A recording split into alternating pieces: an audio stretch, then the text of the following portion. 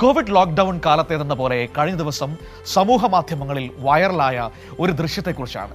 കാസർഗോഡ് മഞ്ചേശ്വരത്ത് നിന്ന് വന്ന എല്ലാവരെയും ചിരിപ്പിച്ച ദൃശ്യത്തിന് പിന്നിലുള്ള കഥ എന്താണെന്ന് നമുക്കൊന്ന് പരിശോധിച്ചാലോ. അപ്പോൾ ആ കഥയാണ് ഇനി സിജു കണ്ണൻ പറയാൻ പോകുന്നത്.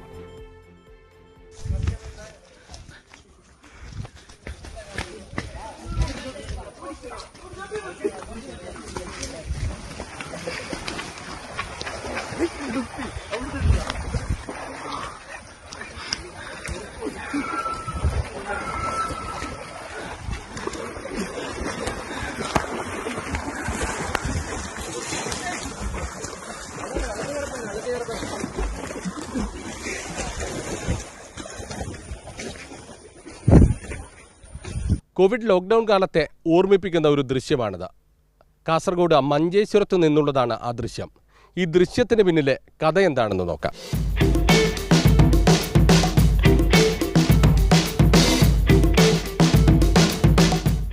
പോലീസ് വന്ന വഴിയിലൂടെ വന്നാൽ സമൂഹ മാധ്യമങ്ങളിൽ വൈറലായ ആ ദൃശ്യത്തിലെ പ്രധാന കഥാപാത്രമായ ഈ കുളത്തിന് മുന്നിലെത്തും.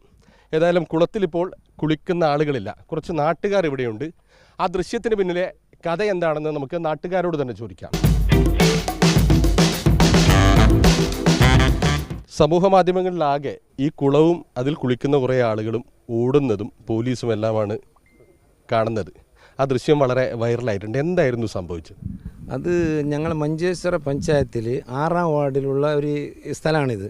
പിന്നെ ഇത് ബ്ലോക്ക് പഞ്ചായത്ത് 2022-23 ഇത് ഒരു കുടിവെള്ളം പദ്ധതി ഒരു ഞങ്ങൾ കുറേ റിക്വസ്റ്റ് ആക്കിയിട്ട് നമുക്ക് ബ്ലോക്ക് പഞ്ചായത്തിൻ്റെ ആൾക്കാർ വന്നിട്ട് നമുക്ക് ഇതൊന്ന് 10 ലക്ഷം രൂപ ചിലവാക്കിയിട്ട് ആക്കി തന്നു.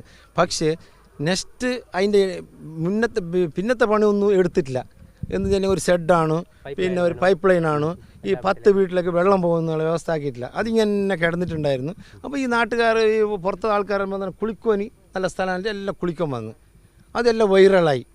പിന്നെ കോളേജിൻ്റെ സ്റ്റുഡൻസ് വന്ന് ഒന്ന് കുടിവെള്ളം പോകുന്നു, പിന്നെ നാട്ടിൽ മൊത്തത്തിൽ ആളുകളുടെ ബഹളം, ബുദ്ധിമുട്ട്, അതങ്ങനെയാണ് നിങ്ങൾ പരാതി കൊടുക്കുന്നത്? അതെ അതാണ്. നമുക്ക് നാട്ടുകാർക്കാർക്കും നടക്കാൻ പറ്റുന്നില്ല.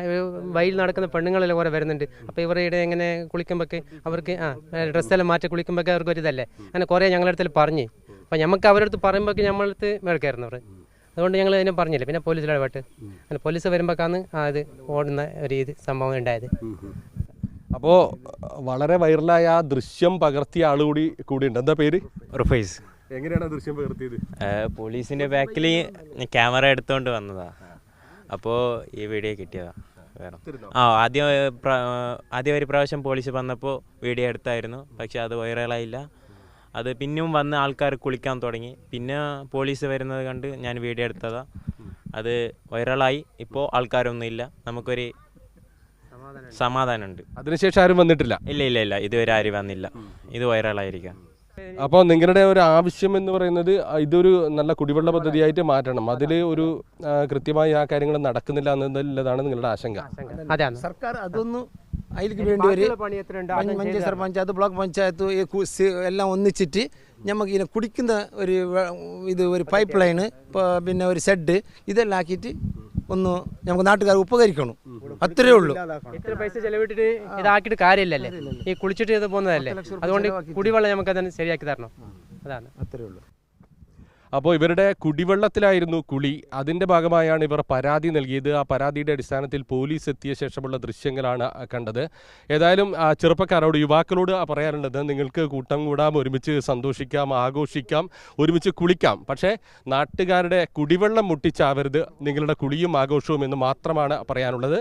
മഞ്ചേശ്വരത്ത് നിന്ന് ക്യാമറാമാൻ ഷൈജു പിലാത്രയോടൊപ്പം സിജു കണ്ണൻ.